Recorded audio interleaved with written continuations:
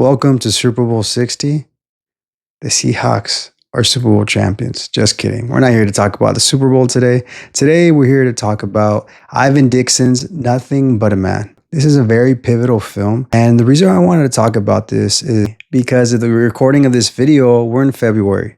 And February is, in the US, often recognized as African American History Month, Black History Month. So this seemed like a very pivotal and important time to talk about this, especially in these tumultuous times where the world seems to be divided and race seems to be a problem more than ever. I wanted to recommend this beautiful gem that's kind of been lost and you could find online.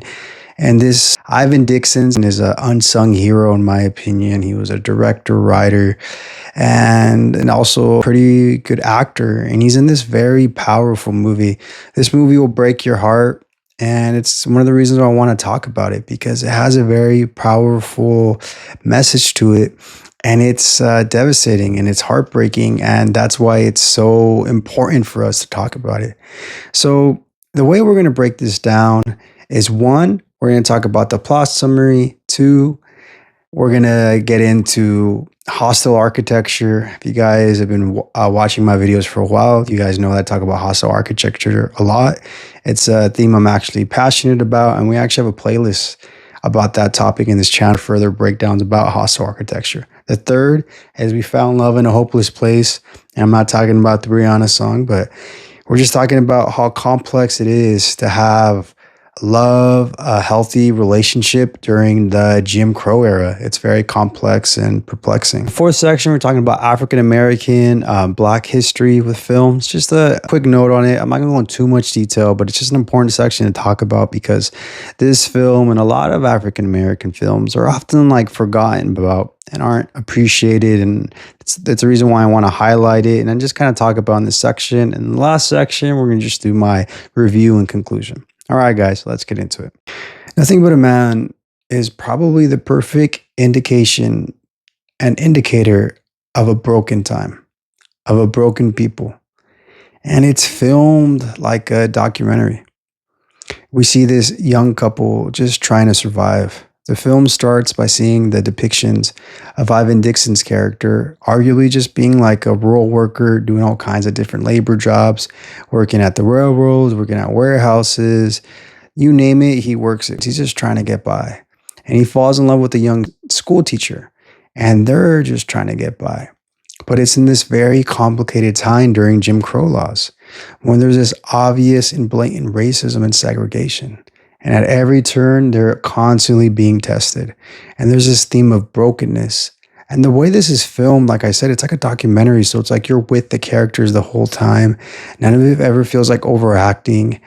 It almost doesn't feel like a movie, but in a good way.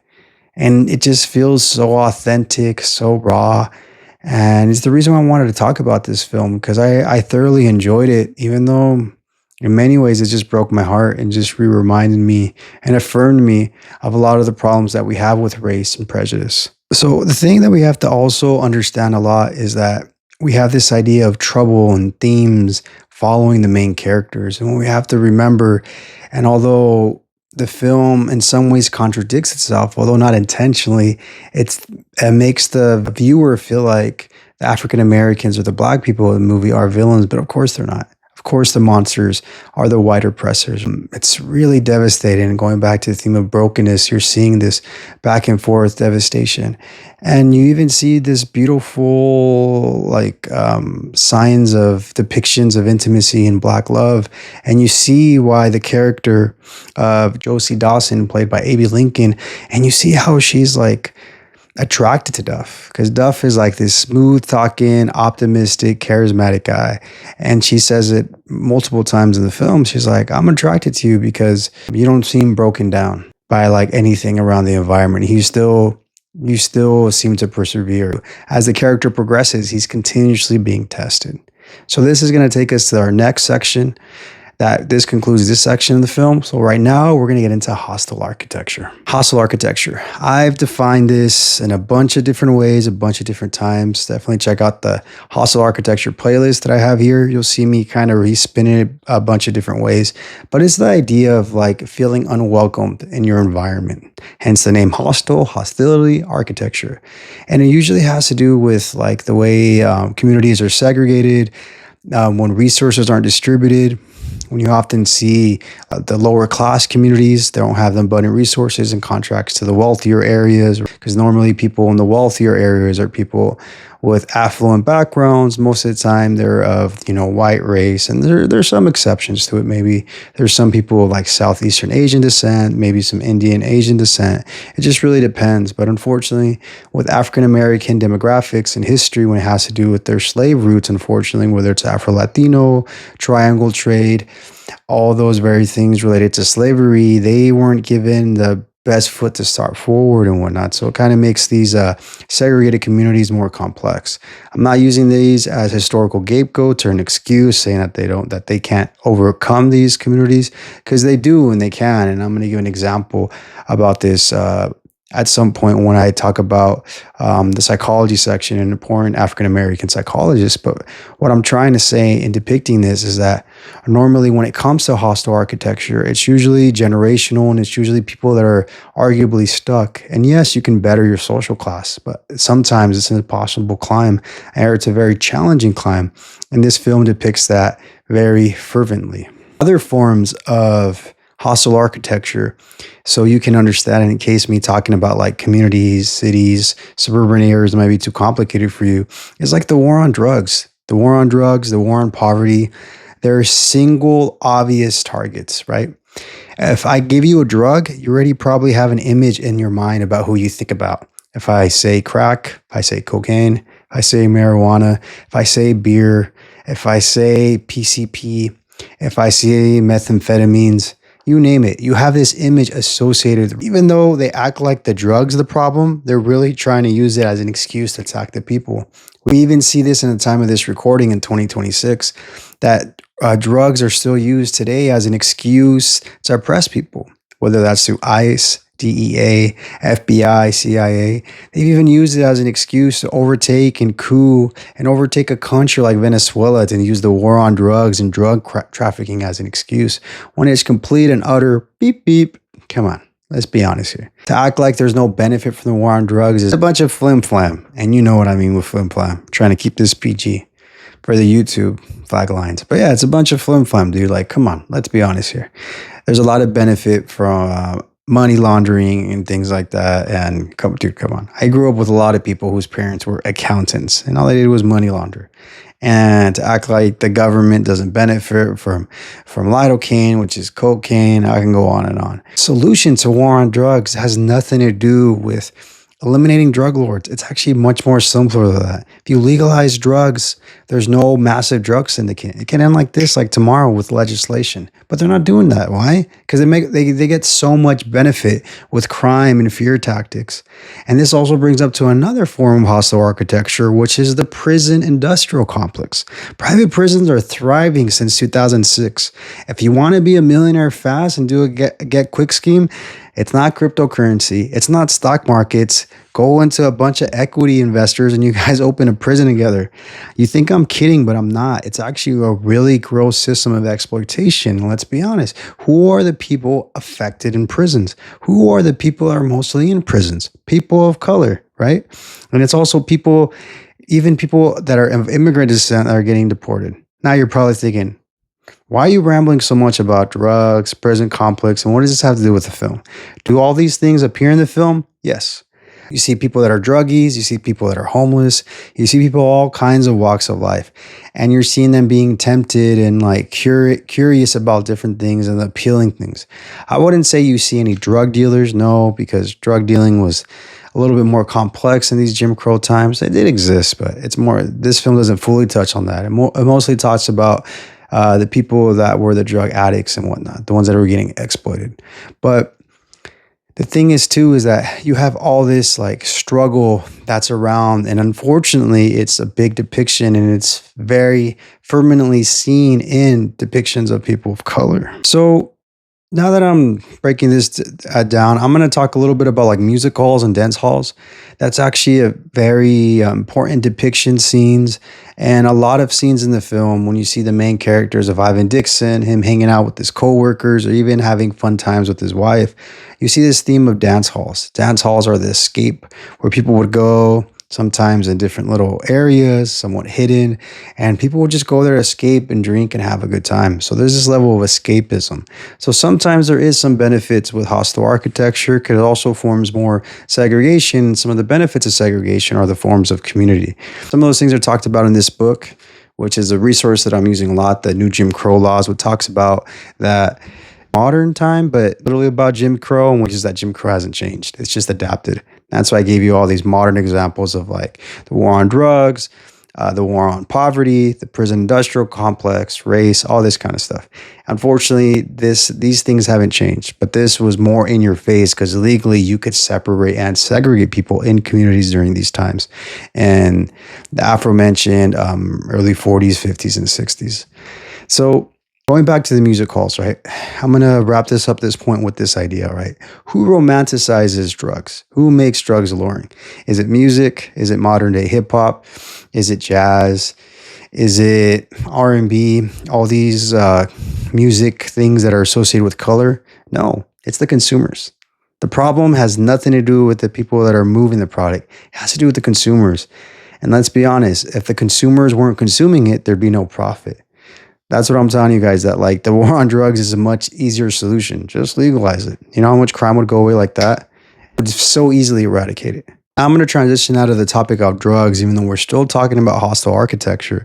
On this point, I want to talk about of communities, because as I stated in this film, like you're seeing all kinds of people from different levels of these poorer social classes during Jim Crow time, because we're seeing like all these poor people survive. You see these decimated and broken men. It's like their will is broken. And the main character, I'm not going to spoil with you if his will breaks. You guys are going to have to watch the movie. But he's just surrounded with all this depression. Can you blame him though?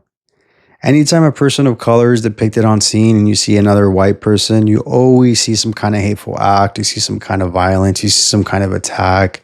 You see the men being like predatory and even trying to take advantage of women and things. It's like horrendous. And it's like heartbreaking, and you almost see this racial community of like white people almost thinking like they're like policing these communities, almost like Gestapo's. Honestly, not that different from ICE. Why? Because they think they were perpetuating the law that justified these Jim Crow laws that segregated but equal. You know, they weren't equal, and they're trying to justify the whole segregation and whatnot. For this next part, this is still in hostile architecture, but we're gonna do a brief spoiler.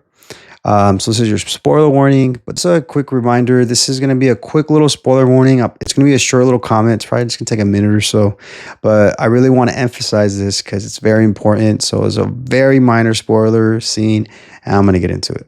So essentially, there's this part of hostile architecture that I would argue is heartbreaking, because spoiler warning, 1, 2, 3. Ivan Dixon does reach his breaking point. Why does he reach his breaking point? Because everyone's screwing him over. He gets blacklisted in his community and gets rejected for jobs. Why? Because he tried to start a union, a basic union, just to make sure his fellow African Americans, workers, had basic rights, basic hours, and whatnot. And he created all this conflict. And after that point, he went to, I believe, 3 to 5 different areas to apply for a job, and no one gave him work. And there was one area where they finally gave him work, but then they threatened that they would kill him if they didn't give him his wife and all this kind of stuff. So it was horrible, and it was heartbreaking, and it was horrendous. And so we see the character overwhelmed and just wanting to like leave his wife and whatnot. And so what he ends up doing is like breaking a chair, and he pushes his wife down. He abuses her. He's about to hit her, and then he stops himself and realizes like, what the hell am I doing? That's the perfect example of hostile architecture, because he's literally becoming hostile. And the architecture on this context too is like the chair, and it's breaking because he's breaking. He's the metaphor for the chair. He's the chair. Or you could argue maybe his wife's the chair because his wife keeps him grounded and seated, and now that's going away. And then we see his wife quietly crying with broken glass in the kitchen as well. This is like another scene right before that. They're visiting his family, and like she's like devastated. She breaks a glass, but because she doesn't want to make a scene, because she knows the type of vulnerable, depressed state that her husband's in, she quietly cries even though she has broken glass because she accidentally broke a dish in the kitchen. So that's the end of the spoiler scene. We're going to get out of this spoiler scene. So now we're out of spoilers. Just a final point on hostile architecture. What I want to talk about too is just its generational damage. Because unfortunately, the people that get most affected of hostile architecture are children. And all these negative thoughts become normalized around them. And they seem hopeless. And it's really heartbreaking. Another thing that you see a lot too is that you see women raising these community of children, almost like an unofficial fostering system too, from children aren't even theirs. And they're getting paid, make a little money, almost like an overextended babysitter, but they're raising kids because their dads become drunks, they pass away, they become depressed, they become killed, they become lynched, murdered. And it's heartbreaking. So in that form of hostile architecture is also the division of communities and the separation between man and women, in the sense of not being able to have healthy coexisting families because everything's pulling them apart, whether that's a racist job market, whether that's just like the racial Jim Crow laws, segregation, poor communities, depression, devastation, you name it. So hostile architecture is devastating, and just notice everything around you. The next time you're in a city, notice the walls, notice the cages, notice if park benches people can lay down on. Notice how welcoming or unwelcoming your community is, because hostile architecture is everywhere. So this takes us out of hostile architecture, and this is going to go into our next section. Trigger warning. This section may be a little triggering. It's arguably the most heaviest, psychologically complex part of this section. So just trigger warning. And we're talking about love in a hopeless place. So the beautiful thing about this film is that this couple is continuously fighting for each other. And catharsis, especially seen in Black love, is an ultimate form of protest. Seeing Black love is arguably a way of the Black man defeat the white man. It's a cathartic process, and it's a way of violently protesting racism, which is beautiful.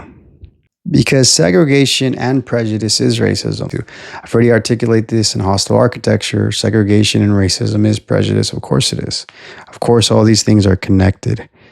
And now it takes us to another brief point when it comes to love in a hopeless place. I wanted to talk about the important African-American psychology duo of Kenneth Clark and Mamie Clark. These psychological duos were very important and pivotal to segregate the United States, as well as essentially pivotal forefathers for the entire civil rights movement. So some of the research began with this famous experiment, this doll experiment. It's pretty sad. They collected a bunch of children from various ages, and they gave them white and black dolls. And they found that every single time they preferred white dolls and associated black dolls as evil. Pretty sad, right? And what this really shows us, and what they were able to scientifically and psychologically prove, was that children understand segregation and race from the time of 3. It's not necessarily that their parents mean to perpetuate this hate directly, but they subconsciously understand that they're lower class by their environment and the way things are being treated, as well as like different social elements being obvious, noticing that you're probably not seeing a lot of black characters in the 60s at this time. You're not seeing them in magazines and posters, maybe in music if you have the resources and access to some kind of musical device. So you're seeing everything that's othering you and making you feel like some kind of beast, an animal, even though it's not true. But these are some of the various unfortunate depictions that were analyzed and also unfortunately showed us these connections within psychology and racism and identity.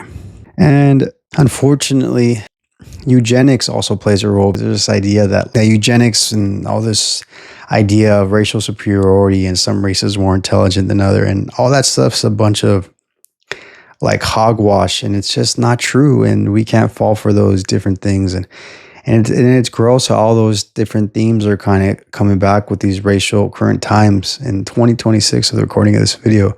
And it's disappointing to say the least, for sure.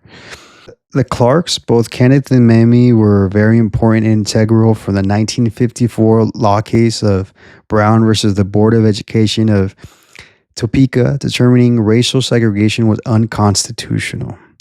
Dr. Kenneth and his wife became the first African Americans from Columbia University to receive a PhD in psychology. Some of Dr. Clark's key works include Racial Identification and Preference in Negro Children, Prejudice in Your Child, Dark Ghetto, and Pathos of Power. So another thing that I wanted to talk about this section of Love in a Hopeless Space is that love is way more important than hate, even though it's so much easier to hate. At the time of this recording, we're on the same week of Super Bowl 60. That's why I mentioned it earlier. You know, we had Bad Bunny performing, and it's historic and a big deal. We have someone who was speaking another language that had all these beautiful messages honoring the complex immigrant, racial, even slavery, Afro-Latino communities that's existed for a long time. This quiet group of people that were shunned down and othered, and especially with all these chaotic ICE raids. And he perpetuated a message of peace, fun, and love, because that's all that matters. And we can't fall for hate. And it was a positive message, and I appreciate it. And that's arguably the theme of this section, to find love in a hopeless place. And it doesn't always have to be romantic love. It can just be loving your friend, your neighbor, something that you're passionate about, art, music, whatever it is.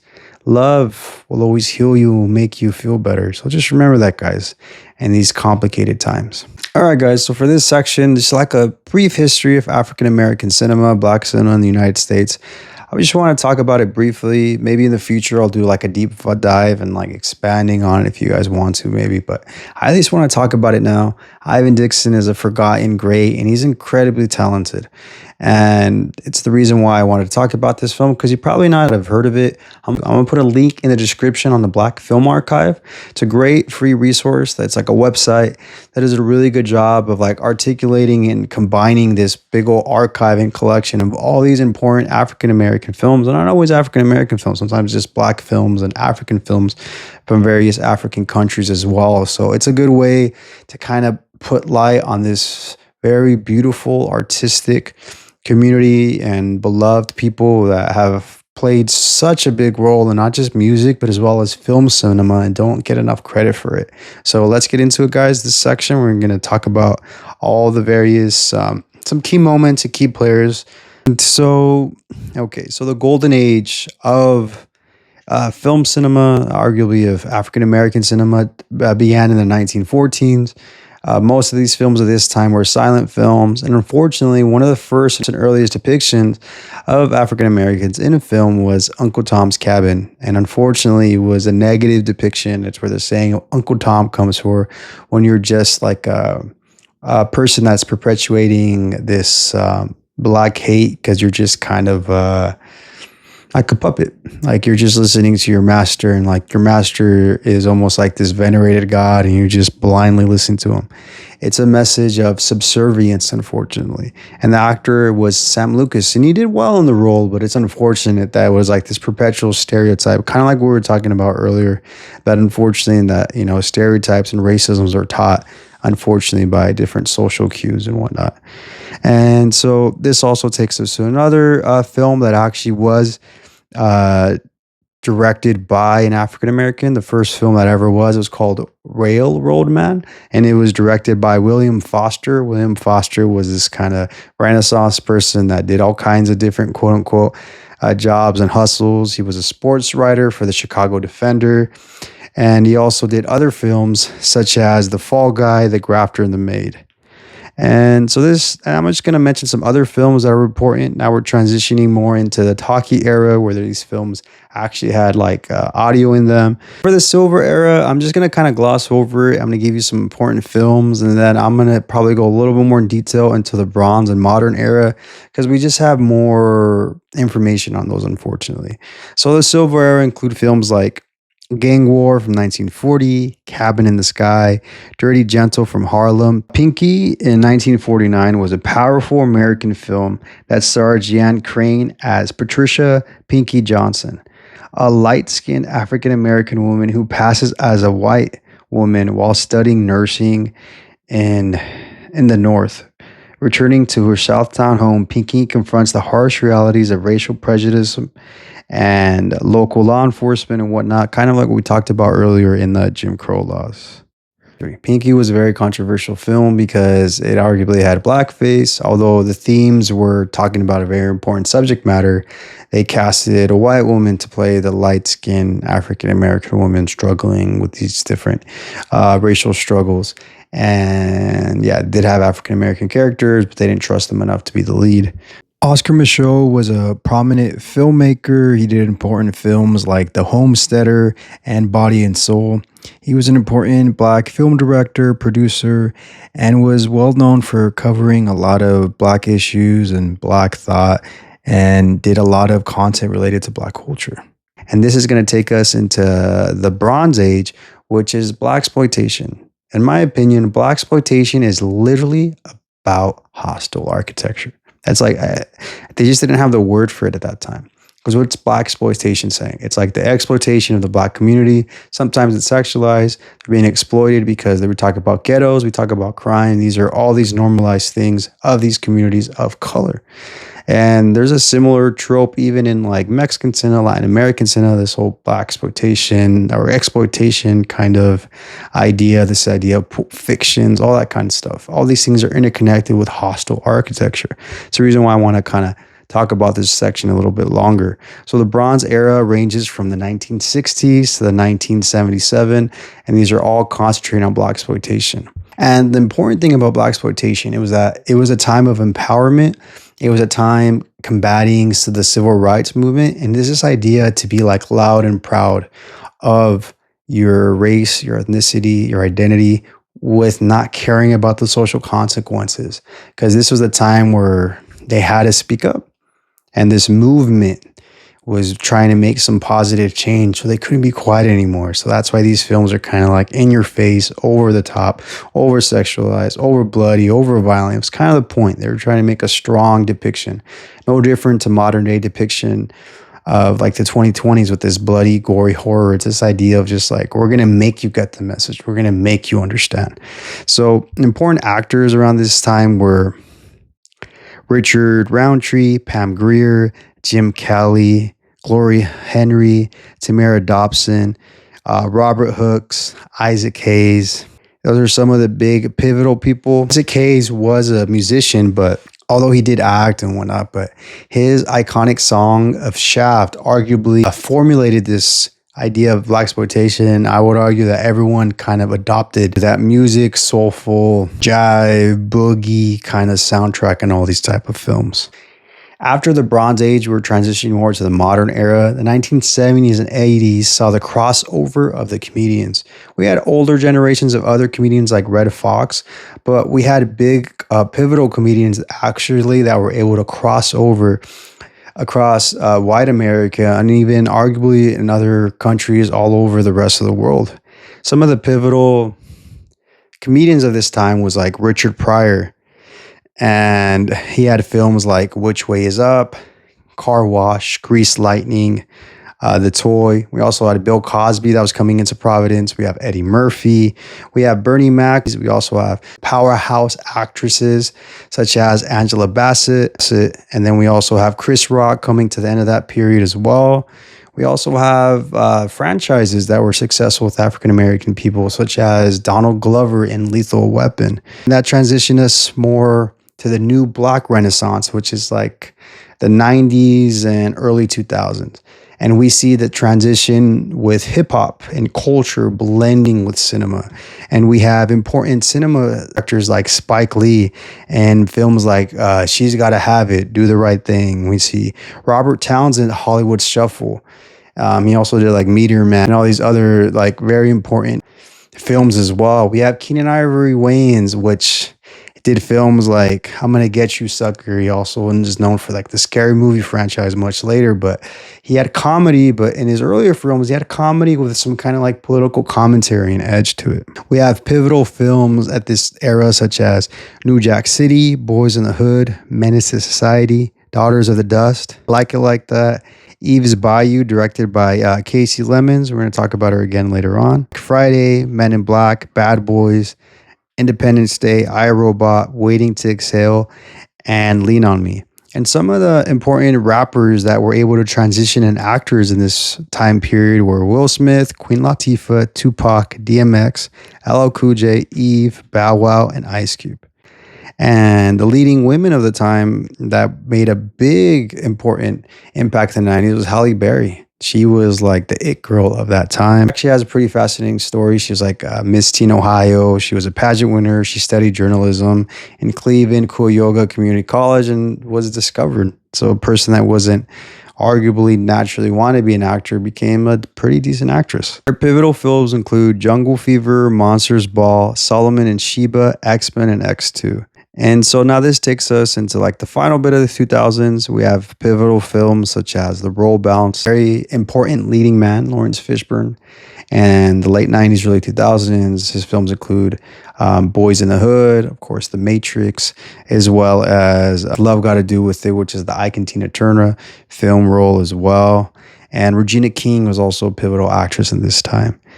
And with the last section, I just wanted to give a shout out to some of the modern filmmakers of this time period, and that includes Ryan Coogler, Barry Jenkins.